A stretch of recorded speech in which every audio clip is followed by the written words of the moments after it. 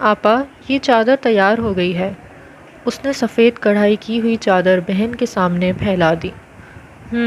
چلو شکر ہوا، خدا خدا کر کے مکمل تو ہوئی۔ مہجبین نے سلائی مشین روک کر چادر کو بغور دیکھا۔ بڑی صفائی سے بنی ہے۔ جی تو محنت بھی تو کتنی کی ہے میں نے، اس نے فخر سے کہا۔ اب ذرا اوڑھ کر تو دکھائیں کیسی لگتی ہے۔ اس نے مہجبین پر چادر ڈال کر دیکھی۔ صوفی کیا کرتی ہو، اماں دیکھ لیں گی، کیا سوچیں گی بھلا؟ اس نے چادر اتار کر زوفشاں کو گھورا۔ کیا سوچیں گی؟ میں آپ کی بہن ہوں زوفشاں، عالم بھائی نہیں، وہ شوخ لہجے میں بولی۔ مہجبین کو ہنسی آ گئی، جسے چھپانے کے لیے وہ سلائی مشین پر جھک گئی۔ لڑکیوں، کچھ رات کے کھانے کا بھی بندوبست کرنا ہے یا نہیں؟ اماں ادھر ہی آ رہی تھیں۔ زوفشاں جھٹ پٹ چادر طے کرنے لگی۔ کیا پکانا ہے اماں؟ اس نے چادر طے کر کے تخت کے کونے میں رکھ دی۔ بھنڈی لی تھی صبح، پکا لو اچھے مسالے والی، تھوڑی دال پکا لو مونگ کی، پودینے اور زیرے کی چٹنی بنا لو۔ اماں دوپہر کا آلو گوشت بھی رکھا ہے، مہجبین نے دھاگا توڑتے ہوئے کہا۔ بلا وجہ اتنا ذخیرہ ہو جائے گا، 2 دن باسی سالن کھانے کو ملے گا۔ ارے تمہاری پپھی آ رہی ہیں، کہلوایا تھا انہوں نے۔ اب کیا دوپہر کا آلو گوشت رکھ دوں صرف؟ پپھو آئیں گی آج؟ زوفشاں کا دل چوری سے دھڑکا۔ کس کے ساتھ؟ آذر ہی آئے گا، انہوں نے خیال پیش کیا۔ اللہ جانے۔ آذر؟ زوفشاں کے لب مسکرا اٹھے۔ چلو لڑکیوں اب اٹھ بھی جاؤ، آتی ہوں گی وہ، اماں نے پھر کہا۔ وہ خوشی خوشی باورچی خانے کی سمت چل دی۔ مسالہ بھوننے کے ساتھ ساتھ بھنڈیاں بھی کاٹنے لگی۔ صوفی میں روٹی پکا لیتی ہوں۔ تھوڑی دیر میں مہجبین بھی چلی آئی۔ جی آپ کی قمیص مکمل ہو گئی؟ ہاں ترپائی رہتی ہے، وہ تم سے کرواؤں گی۔ جناب اتنی فالتو نہیں ہوں میں، مجھے ابھی اسائنمنٹ بھی تیار کرنی ہے اپنی۔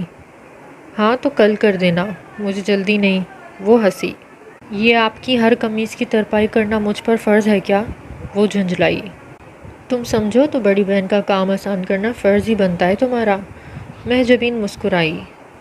اللہ کرے جلدی سے شادی ہو جائے آپ کی، جان چھوٹے میری ان ترپائیوں سے۔ فکر نہ کرو، جاتے ہی تمہیں بلوا لوں گی۔ آپا؟ اس سے ہنسی آ گئی۔ روٹی پکا کر مہجبین باہر چلی آئی۔ وہ بیسن پر ہاتھ دھو رہی تھی جب آداب کی شریر آواز نے اسے چونکا دیا۔ دونوں بازو دروازے کے بائیں دائیں پھیلائے وہ مسکرا رہا تھا۔ وعلیکم آداب۔ وہ ہنسی۔ جیتے رہیں۔ کیسی ہو؟ اللہ کے فضل سے بہت اچھی ہوں، دعا کرو اللہ کا فضل ہم پر جلد ہو۔ وہ اندر آ گیا۔ باہر جاؤ نا، وہ گھبرائی۔ یہاں کیا کر رہے ہو؟ کاش کہ تم بڑی نہ ہوتی، اس نے سر دبا بھری۔ چھوٹی تھی تو تم کم از کم تمہارے ساتھ بیٹھنے کی اجازت تو تھی۔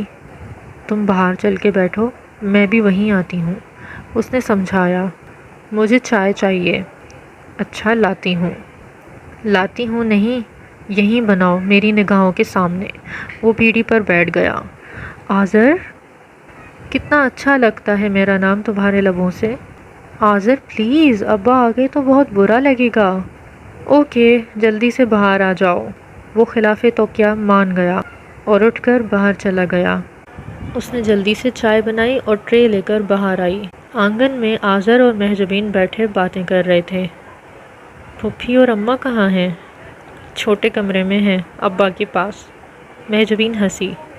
کوئی خاص بات ہے؟ وہ متجس ہوئی۔ خاص الخاص، آذر اطمینان سے بولا۔ امی تاریخ لینے آئی ہیں شادی کی۔ ہائے سچ؟ وہ اچھلی۔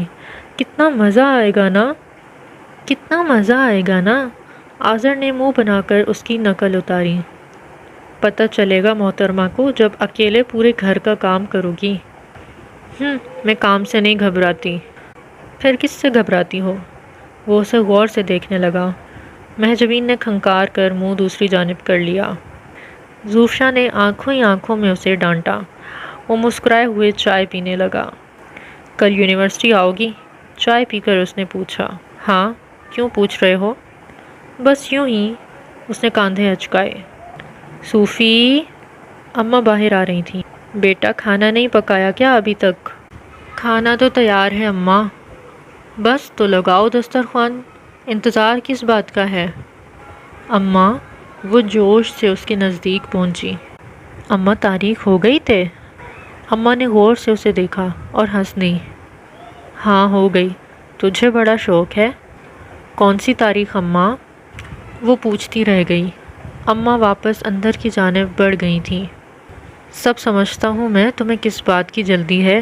پیچھے کھڑے آذر نے سرگوشی کی۔ کس بات کی بھلا؟ اس نے آنکھیں پھیلا کر پوچھا۔ مہجبین اور عاصم بھائی نپٹیں گے تو اپنی باری آئے گی نا۔ اف ہو، خوش فہمی کی دلدل میں گردن تک پھنس گئے ہو۔ وہ منہ بنا کر جانے لگی۔ ذرا نکال دو، اس نے ہاتھ پھیلا کر روکا۔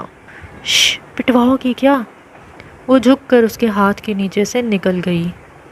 اگلے روز وہ اسے اپنے ڈپارٹمنٹ کی سیڑھیوں پر ٹکرا گیا۔ تم؟ وہ چونک کر رکی۔ ذرا ساتھ چلو میرے۔ کہاں؟ وہ ہونک بنی۔ جہاں بھی میں کہوں، بھگا کر نہیں لے جاؤں گا محترمہ کو۔ وہ اسی انداز پر چڑ سا گیا۔ آذر، وہ بے بس سی بولی۔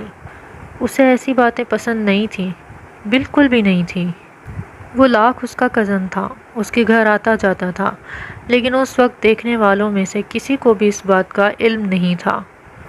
اس کے ساتھ اسے جاتا دیکھنے والے محض ایک لڑکے کے ہمراہ جاتا دیکھتے اور اسے اپنی کردار کی چمکیلی سفید چادر پر بدگمانی کی ایک معمولی سی چھینٹ بھی کوئی گوارا نہ تھی۔ کیا سوچ رہی ہو؟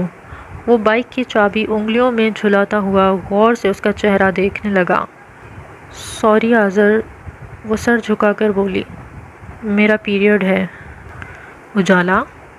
اس کی آواز میں غصہ تھا، رنج تھا۔ وہ چپ چاپ سیڑھیاں اترتی چلی گئی۔ گھر آ کر بھی چپ چپ رہی۔ وہ دوپہر کو سونے کے بجائے بیٹھک میں بیٹھی اپنے نوٹس بنا رہی تھی، لیکن دماغ وہیں الجھا ہوا تھا۔ اسے اپنے رویے سے پیدا ہونے والے آذر کے جذبات کا احساس تھا، لیکن پشیمانی یا پچھتاوا نہ تھا۔ یونیورسٹی میں ایڈمیشن لینے سے قبل اسے علم تھا کہ آذر بھی وہیں پڑھتا ہے، لیکن اس نے اسی وقت اپنی حدود کا تعین کیا تھا۔ اس نے طے کیا ہوا تھا کہ اسے کیا کرنا ہے کیا نہیں۔ ایپیسوڈ 3 کا انتظار کریں اور مزید ناولز سننے کے لیے میرے چینل کو سبسکرائب کریں۔ لسن ناولز FM